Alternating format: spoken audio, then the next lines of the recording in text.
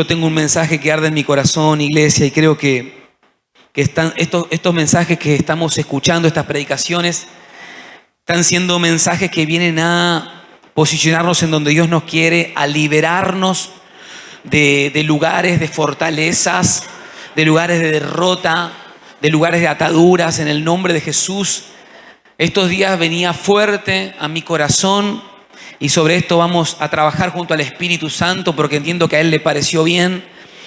La iglesia libre para liberar, una iglesia sanada y curada para sanar a otros. Por eso estas predicaciones que estamos escuchando. Esta predica es La Guardia, se titula La Guardia del Muro. Hace unos años atrás, y después de lo que vimos hoy con lo del Día del Padre, yo me sorprendo de lo rápido que pasa el tiempo. Hace unos años atrás, pudimos viajar con mi hermano a Puerto Rico. De esas cosas que nunca imaginamos en la vida que iban a pasar y pasan. Un pastor, amigo de la familia, nos invitó, se encariñó mucho con nosotros, así que yo tenía como unos 16 años más o menos. Esto fue poquito tiempo atrás, es algo así, más o menos. Más o menos. Pudimos viajar con mi hermano 13, yo 16, invitados por este pastor. Y entre lo hermoso que fue conocer la isla, pudimos conocer un ícono de la historia boricua. Yo lo aliento a que usted, durante esta predicación, aunque va a haber placas con los elementos claves y ejes de la predica, usted pueda tomar nota, grabar, escudriñar. Pudimos conocer un ícono de la historia boricua. Ese ícono es un monumento llamado El Morro. Ahí ahora vamos a mostrar unas fotos. Es un castillo, el castillo San Felipe del Morro, también conocido como El Morro. Es una ciudadela española. Cuando los españoles llegaron a estas tierras y conquistaron en camino a las Américas. Muchas gracias. Muchas gracias, Che. Llegaron a esta tierra de Puerto Rico. Prontamente holandeses, franceses, ingleses se dieron cuenta de lo que los españoles estaban descubriendo y querían venir para invadir estas tierras. Así que El Morro es una ciudadela, una fortaleza desde donde se defendían de todos los que venían para invadir, de los invasores. Y pudimos conocer allí en el viejo San Juan y estar con mi hermano en El Morro. Acá hay unas fotos del lugar. Tal vez, bueno, hay una que se ve la isla, estaban por orden, me parece, enumeradas. Tranqui, vamos. Pasamos. ¿Esas se pudieron bajar? Bueno, no hay problema. En realidad, no es solamente esto El Morro, sino que es una partecita. El Morro, usted puede ver la isla de Puerto Rico y a la cabecera, como en punta, así, a la cabecera hay todo un fuerte que es El Morro, que es como un castillo literal. Y una de las partes es este mirador, que ahí pudimos entrar con mi hermano, caminar por este pasillo que se va haciendo cada vez más angosto. Y desde ahí los soldados boricuas miraban todo el mar Atlántico, avistando si no se acercaba ningún barco invasor. Y si acercaba algún invasor o un enemigo, porque desde ese lado está el mar Atlántico y al norte de la isla el mar Caribe, si algún enemigo se acercaba desde estos lugares y otros miradores, les disparaban y los atacaban para que no entrasen en su tierra. Es tremendo estar dentro de este castillo. Vimos lugares que eran calabozos, lugares de prisión, donde si algún invasor se había filtrado en la isla, lo capturaban y lo dejaban preso. Es que esta zona, esta isla, al ser un lugar marítimo, es una zona de intercambio, zona de frontera, zona de comercio, muy del interés de toda colonia.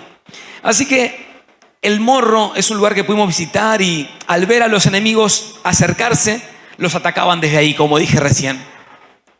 Hay una historia en la palabra muy similar a esta, que es la historia de un hombre llamado Nehemías. Yo prediqué hace un tiempo atrás en la iglesia un mensaje acerca de Nehemías que hablaba acerca de la espada y la pala, pero hoy voy a enfocarme en Nehemías desde otro lugar. Y es muy importante, es muy importante. Es muy importante para mi vida personal, para mi familia, para mi casa y para la iglesia. Lo mismo que para usted.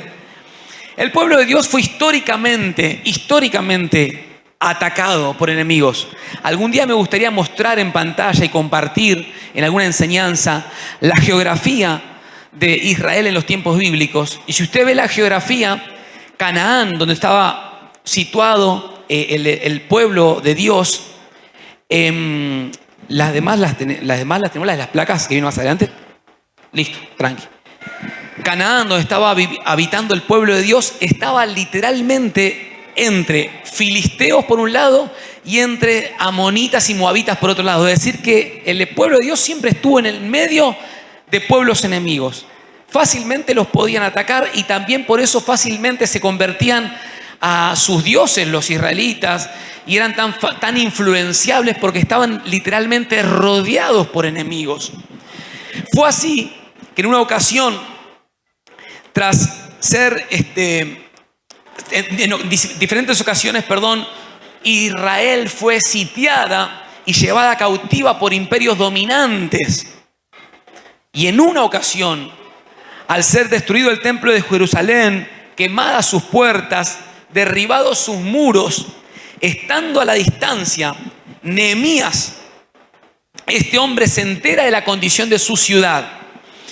Su barrio, las calles de la infancia, las casas de cuando él era chico en el barrio, y se apena profundamente por enterarse de la ruina de Israel.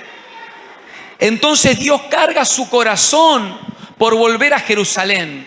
Lo más duro, iglesia, para un pueblo de la antigüedad de estos tiempos era que las puertas de la ciudad sean quemadas, o que el muro de la ciudad que estaba al frente sea derribado, o que el templo de adoración sea destruido. Y todo esto pasó para los hijos de Dios. Lo más sagrado fue traspasado.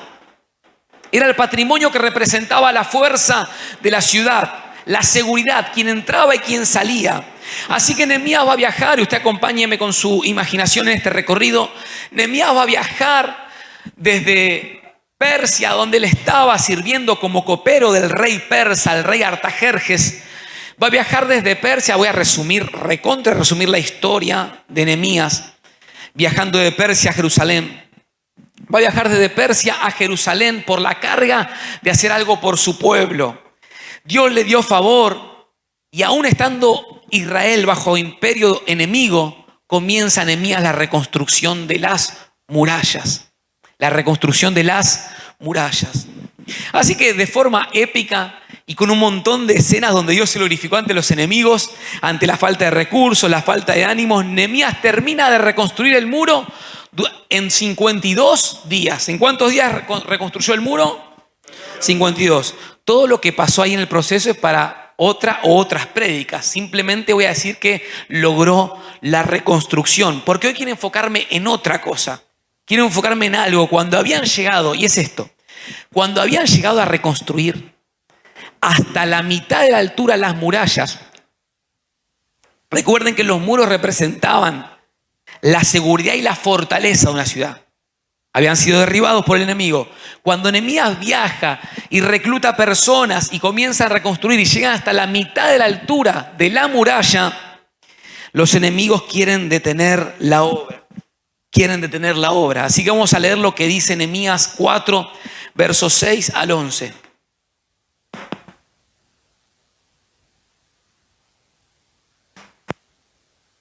Dice Nehemías: edificamos pues el muro, y toda la muralla fue terminada hasta la mitad de su altura.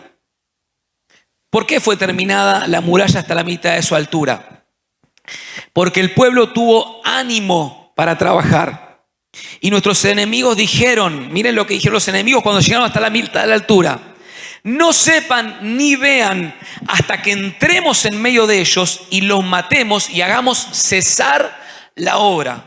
El primer punto que quiero transmitirte al ver este cuadro es que el enemigo quiere detener lo que estás construyendo. Y de esto necesitamos ser conscientes.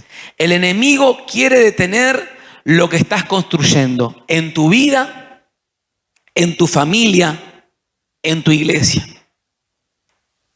En tu vida, en tu familia, en tu iglesia. ¿Qué estás construyendo en este tiempo? Bueno, eso que vino a tu mente o eso que está viniendo a tu mente, el enemigo lo quiere destruir, quiere que cese esa obra.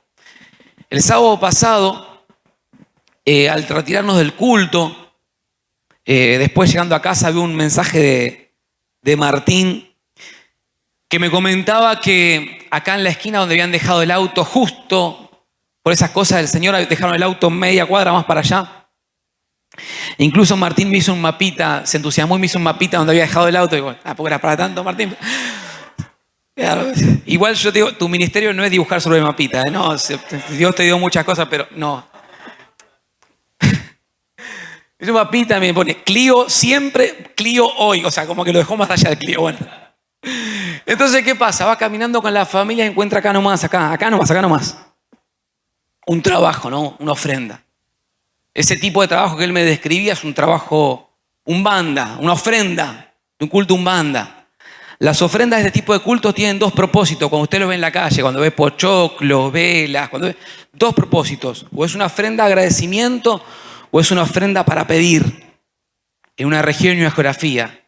Y muy probablemente, si ellos daban vueltas con el auto, iban a encontrar más ofrendas esa noche, porque generalmente arman formas geométricas con las ofrendas, o bien formas de triángulos en distintos lugares dejando la ofrenda, o bien en formas de estrella guía dejando la ofrenda en distintos puntos, para agradecer o para pedir. Acá nomás. El enemigo, ¿qué quiero decir con esto?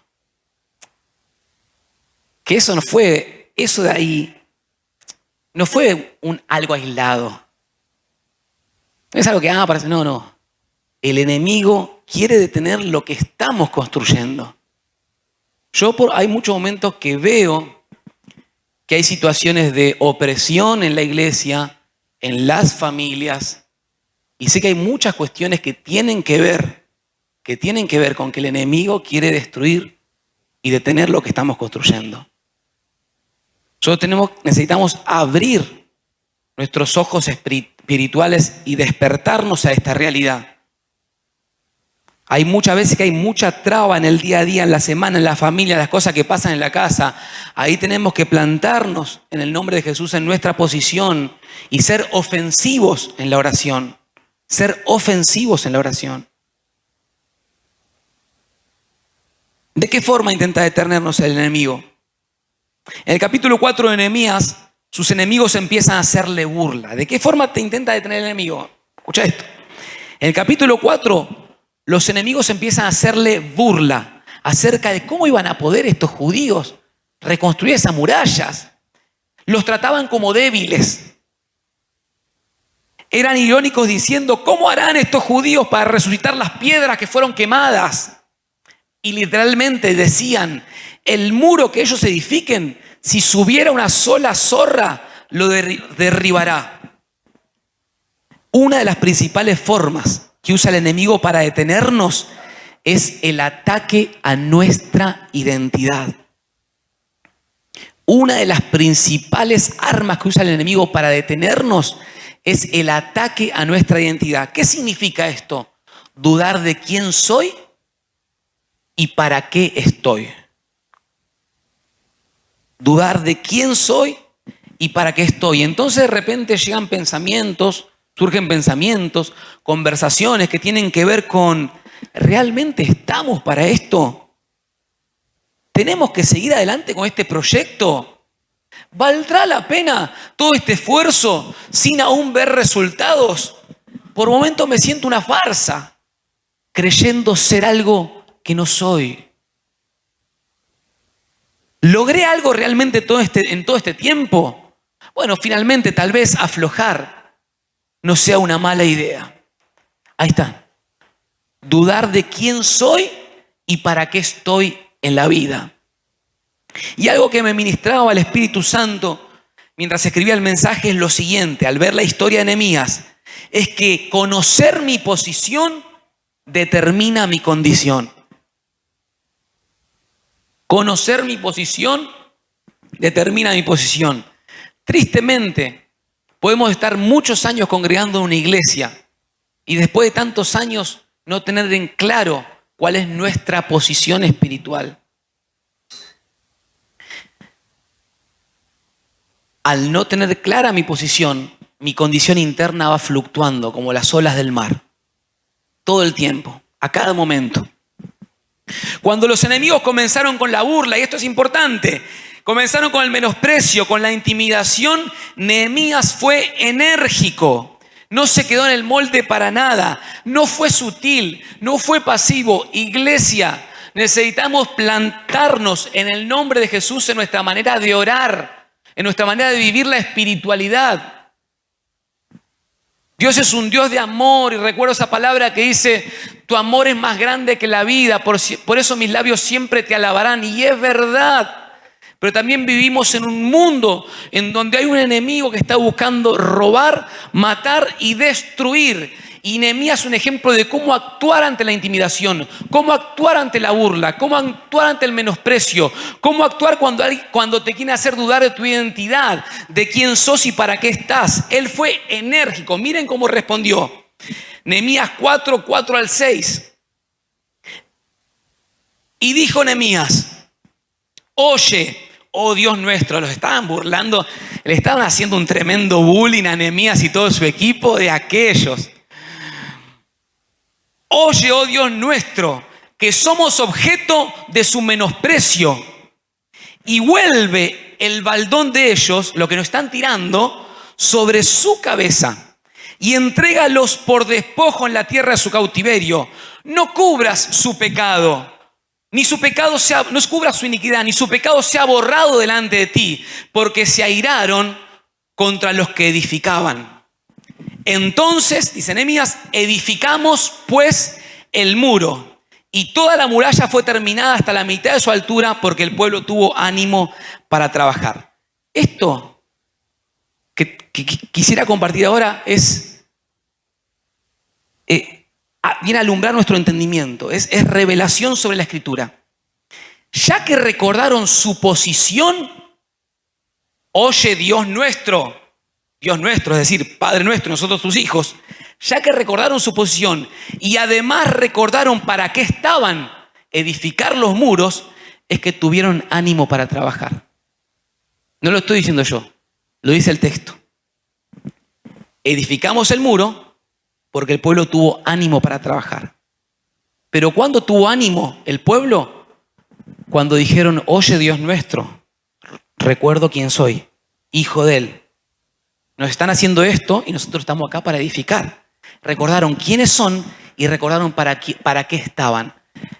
El motivo por el cual muchas veces el desánimo golpea nuestra vida es porque perdemos de vista quiénes somos y para qué estamos. Astucia del diablo. Hacerte dudar quién sos y para qué estás. Y entonces estoy en desánimo. Entonces me falta ánimo. Nuestro ánimo depende de que yo esté parado en mi posición. ¿Quién soy? Hijo de Dios, hija de Dios. ¿Para qué estoy? Para un propósito eterno. Gloria a Dios. ¿Cuánto dicen gloria a Dios por esto? Entonces quiero decirte algo. Así como si estuviéramos tomando un mate juntos o un café o lo que más te guste. No, tampoco tanto, porque si doy rienda suelta, capaz que empiezan a proponer otro tipo de bebidas, sino mate o café, ¿está bien? Entonces, pues yo los conozco a ustedes, Entonces, no te enredes estableciéndote en lugares que no son tu posición. No te enredes estableciéndote y metiéndote en lugares que no son tu posición. Cuando digo metiéndote, me refiero cuando nos vamos en nuestra cabeza a lugares que no son nuestra posición, cuando nos vamos en nuestras emociones a lugares que no son nuestra posición. Tenemos que ser resolutivos y prácticos espiritualmente hablando y retirarnos de posiciones que no nos corresponden. ¿Qué significa esto? ¿Qué significa esto, Jesse? Que el enemigo va a buscar las maneras de que establezcamos nuestra identidad en posiciones como, por ejemplo, aquello que una vez hice y estuvo mal. Posiciones como lo que es importante para los demás, lo que los demás van a pensar, lo que a mí me parece bien en lugar de lo que a Dios le parece bien. Va a buscar que yo establezca mi identidad en lugares de comparación con otros. Que yo establezca mi posición en creer que soy aquel a quien todos ofenden, que a todas las cosas les sale mejor que a mí, que los demás prosperan y yo no, que los que hacen las cosas mal siempre tienen las de ganar, que mi valor está en lo que hago y en lo que tengo. Que establezcas tu identidad va a buscar en preguntas como ¿te amará Dios igual que a los demás con esto que haces? Va a intentar con nosotros, como lo intentó con Jesús en el desierto. Si sos hijo de Dios, no tendrías que estar viviendo esto. Si sos hijo de Dios, tendrías que estar en otra situación a esta altura de la vida, hermano. Si sos hijo de Dios, no tendrías que estar luchando con las mismas situaciones de siempre. Y todo esto nos lleva a construir una identidad extraña. Y no terminamos de tener claro quiénes somos y para qué estamos. Y lo más triste de todo esto es que si no tratamos esto en Dios, podemos llegar a ser una iglesia que no tenga en claro quién es y para qué está. Una familia que no tiene en claro quién es y para qué está. Miren, un momento voy a bajar. Moisés fue un hijo redimido por Dios. ¿Podemos prender la luz un poquito, por favor? Si no, es como que estamos muy oscuros. Moisés fue un hijo redimido por Dios. ¿Quién es? Él que obtuvo una infancia terrible para que no lo maten. El imperio vigente, la madre lo deja en un canasto de juncos. Ahí en el río Nilo lo encuentran. Después vuelve a la madre. Situaciones tremendas. Pero fue un hijo redimido por Dios y fue alguien que fue llamado para liberar al pueblo de Dios de la opresión de Egipto. Al salir de Egipto, liberando al pueblo y caminar a la tierra prometida, Moisés está liderando unas 500.000 personas por el desierto a la tierra prometida. En un momento, mientras va adelante del pueblo, se entera que hay situaciones en el pueblo, que hay tensiones, que hay fricciones, que medio que se picó la cosa entre algunos por allá en el medio de la caravana. Entonces Moisés deja su lugar de estar dirigiendo al pueblo en conexión con Dios y se va allá a ver qué pasaba, a dirimir entre las diferencias de los israelitas. Así que Moisés estaba, imagínense, desbordado. 500.000 personas y tratar de estar arreglando los asuntos, que se lleven bien, que las cosas, que siga todo en armonía porque tenemos que llegar a la tierra prometida. Así que llega su suegro, Jetro, y ve la escena y va a decir, no, Moisés, literalmente lo dice la palabra, lo que estás haciendo no está bien. Si seguís haciendo esto, te vas a cansar vos y se va a cansar todo el pueblo y vas a desfallecer. Nombrá líderes, hombres buenos, dice, y hacé líderes que lideren grupos de 1000, de 100 y de 50, y vos seguís dedicándote a lo que tenés que hacer, a estar en conexión con Dios y ir adelante viendo lo que viene por delante y de esa manera guiando al pueblo. ¿Por qué cuento esto? ¿Por qué cuento esto? Hace un ratito dije, no te enredes en posiciones que no son tu posición. Y esto aplica a todo. Porque aún las buenas intenciones en la vida pueden corrernos de la posición que es para nosotros. Aún las buenas obras pueden corrernos de la posición que es para nosotros. ¿Era buena la intención de Moisés? Sí. ¿Estaba descuidando su posición? Sí. Pedro le dice a Jesús, no, maestro, no. ¿Cómo hace la cruz? Ya estamos grandes para estas cosas. Vos no sos un hombre para la cruz, no. Quédate acá con nosotros, sigamos caminando en el agua, alimentando a las multitudes, liberando endemoniados. ¿Qué es eso de la cruz? Jesús contesta, apártate de mí, Satanás, no me seas tropiezo. En realidad, no le estaba diciendo Satanás a Pedro, está reprendiendo el lugar de donde viene ese mensaje. Apártate de mí, Satanás, y no me seas tropiezo. Pregunta, ¿era bueno y sincero el deseo de Pedro de decir, vas a sufrir? Era bueno y sincero el deseo. Pero lo venía a desviar al Señor del propósito. Si el Señor Jesús recibía la buena intención de Pedro y el sentimiento de Pedro y aceptaba la propuesta, el plan de redención no se hubiera consumado. Entonces vos te das cuenta que no necesariamente lo malo viene a sacarnos de nuestra posición, sino que muchas veces las cosas que vemos como buenas nos desvían de nuestra identidad.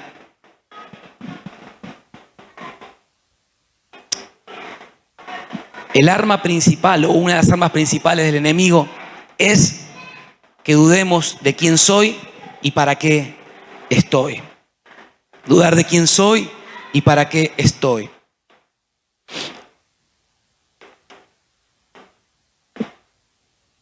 Si Moisés seguía con sus planes, ubicándose en una posición que no le correspondía, iba a desmayar, no iban a llegar a la tierra prometida.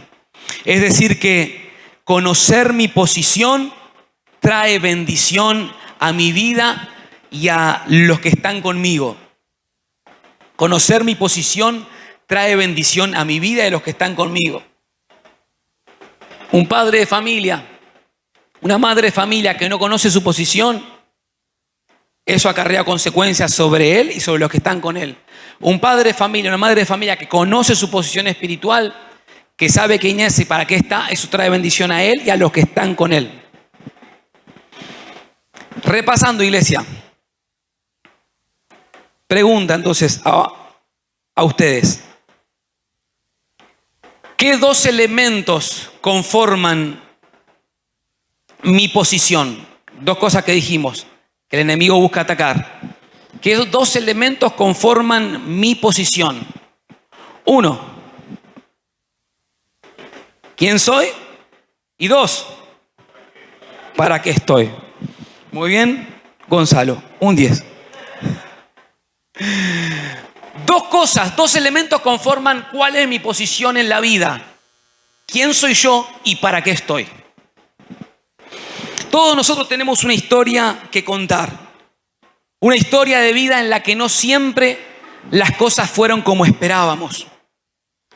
Por tanto, en nosotros puede haber sentimientos de amargura, sentimientos de derrota, miseria, estancamiento, enojo, ofensa, orgullo también, celos, inseguridades, sentimientos de orfandad. Sentimientos de orfandad. Pero hoy quiero darte una buena noticia. Aunque todas estas cosas pudieron ser resultado de vivir cosas que no esperábamos vivir, en Dios nuestra posición es otra. ¿Cuántos de los que estamos acá en algún momento de la vida atravesaron dolor? ¿Cuántos de los que estamos acá fuimos ofendidos? Mira Nehemías, un ejemplo.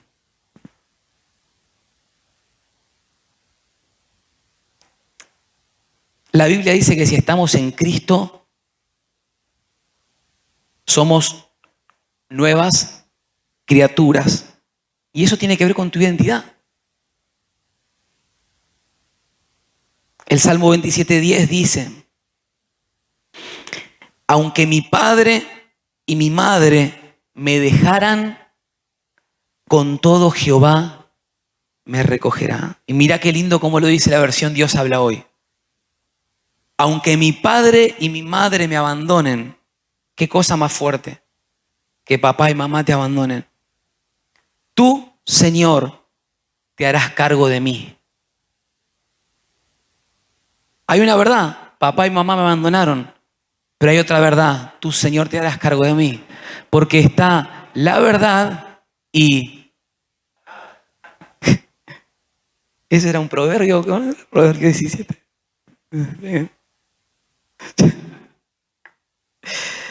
Está la verdad y la verdad. Quiero dejar dos puntos prácticos que veo en la historia de Nehemías en cuanto a nuestra posición en la vida. más allá de las cosas que estuve mencionando. Nehemías, al enterarse de la aflicción que vivía su pueblo, las puertas de la ciudad quemadas, el templo destruido, los muros derribados, recibe una fuerte convicción. Algo tenía que hacer por los suyos. Y estando en Persia, la actual Irán, va a viajar unos 2000 kilómetros para llegar a Jerusalén. Esto me dice algo, ¿no? Que no es el primer punto de los que quiero dejar, pero esto me dice algo. Tenemos que hacer un movimiento. Tenemos que hacer un movimiento. Traer el devocional a la mesa para que todas las mañanas esté ahí es un movimiento, ¿sí? Tenemos que hacer un movimiento. Tenemos que ser intencionales. Tenemos que hacer un movimiento hoy. Amén. Así que el primer punto que quiero dejar como enseñanza es conocer mi posición. Conocer mi posición. Conocer mi posición. Es asumir que tal vez muchas cosas que albergué en mis pensamientos y en mis creencias no tienen nada que ver con mi identidad en Dios. Pero no basta solo con conocer mi posición. No basta solo con decir, qué lindo, bueno, somos una iglesia nueva en Espeleta, estamos para extender el reino aquí en este lugar, en esta ciudad, y ahí nos rodeamos de More y Sofi que nos cantan tan lindo, y la calefacción que nos abriga en tiempos de frío como el de hoy.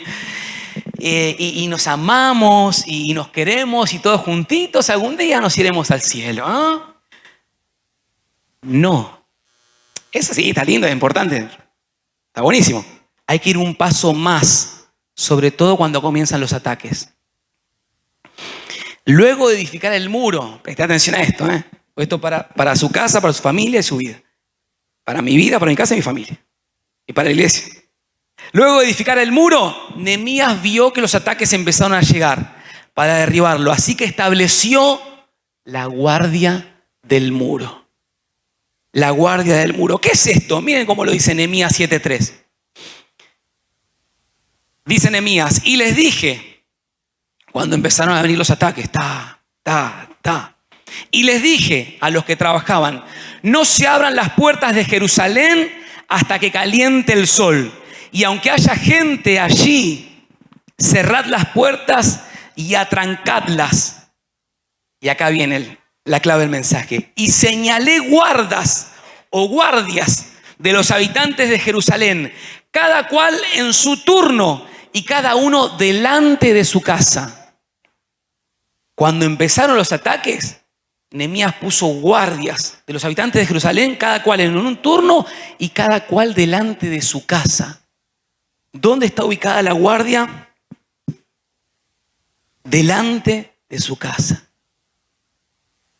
Vos y yo somos responsables de lo que nos fue asignado.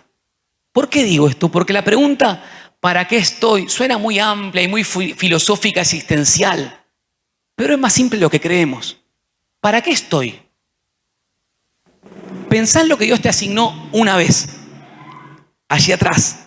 Pensá en lo que te fue asignado en el presente. Pregunta, ¿sos esposo? ¿Sos empleado? ¿Sos ministro? ¿Tenés hijos? ¿Estás estudiando en la escuela, en la universidad? ¿Sos ama de casa? ¿Te encargaron una responsabilidad en la obra del Señor? Lo que te fue asignado en este tiempo es tu posición. Para eso estás. Para eso estás. La pregunta ¿para qué estoy? Se responde con aquello que te fue asignado en este tiempo. Y vos y yo somos responsables de eso. Dios no es responsable de lo que te asignó. La responsabilidad de Él fue asignártelo. Vos sos responsable de ser responsable con lo que Él te asignó. Amén. Dios no es responsable de que yo sea padre de Fiore. Yo soy responsable de ser el padre que Fiore necesita. Y soy responsable de responder a lo que Él me asignó. Él me ayuda en la responsabilidad que me asignó, pero la responsabilidad es mía. ¿Es claro esto? ¿Es claro, Pablo, esto? Me quedo tranquilo entonces. Porque vas a ser responsable con lo que Dios te asignó. Ser responsable con lo que te fue asignado, y en eso tenés que ser lo mejor que puedas ser. Tenés que ser lo mejor que puedas ser. Estos días me di cuenta en mi trabajo, en situaciones medias tensas que hubo, me di cuenta que mi desempeño en mi trabajo es mi testimonio. Y soy responsable de lo que me fue asignado en ese lugar. Y así con cada cosa en la vida. Ahí es donde tenés que trancar la puerta y determinar quién y qué va a entrar en el área que te fue asignada. Y cómo van a ser las cosas. Ahí es donde tenés que ponerte firme. Tenés que ponerte por delante. Tengo que ponerme por delante de lo que me fue asignado y ser guardia de eso. Ser vigilante de eso. Ser alguien que esté vigilando eso que me fue asignado. No puedo dejarlo al calor de las circunstancias. Te invito a ponerte de pie antes de ir al segundo punto mientras pasa todo el grupo de adoración, por favor. Nos ponemos de pie y juntos vamos al segundo punto.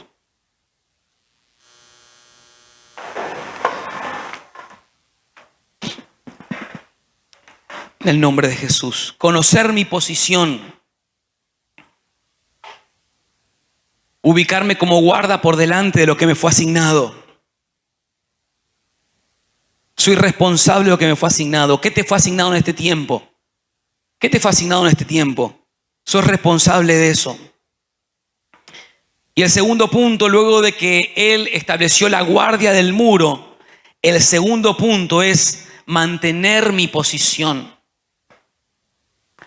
Un punto y el otro van de la mano. No es el primero sin el segundo o el segundo sin el primero.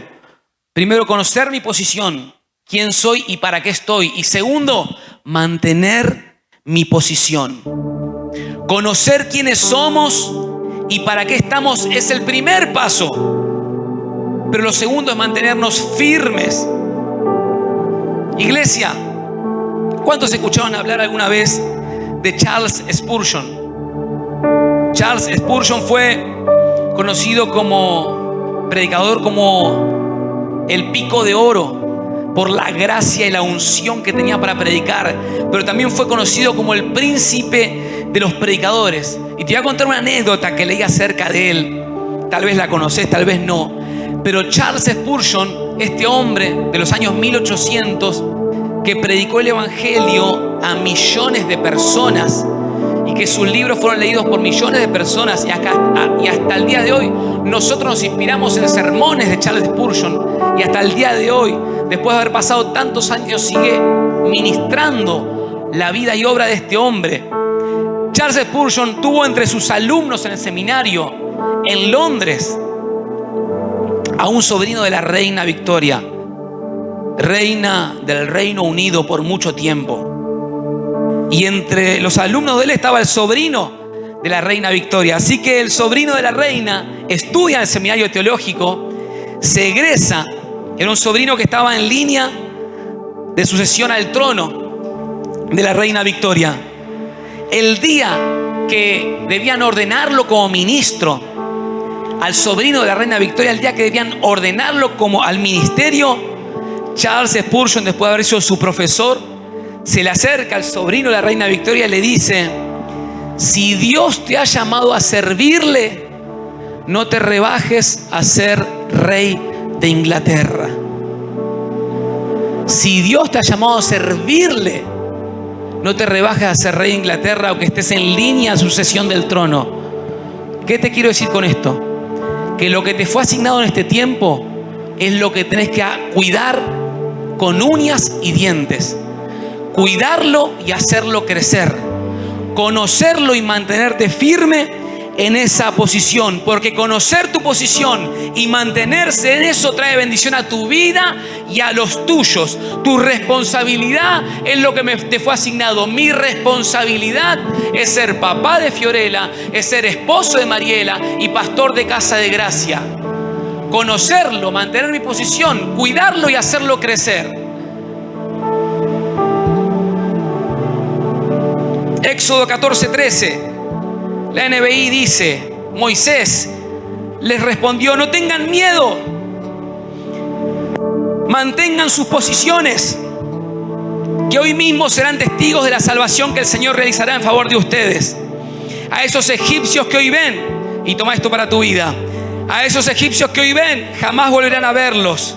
Iglesia, yo voy a ver a Dios manifestarse en la medida que yo conozca y me mantenga firme en la posición que me fue asignada. Voy a ver a Dios manifestarse en la medida que yo conozca mi posición, me mantenga firme en mi posición, esa posición que me fue asignada. Y hay una palabra que en esta hora quiero soltar, una palabra de identidad, una palabra de identidad fuerte para la iglesia y para tu vida. Gracias si podemos ministrar juntos. Una palabra de identidad para la iglesia y para tu vida. Y esto caló hondo en mi corazón al punto de las lágrimas mientras escribía este mensaje. Isaías 58:12.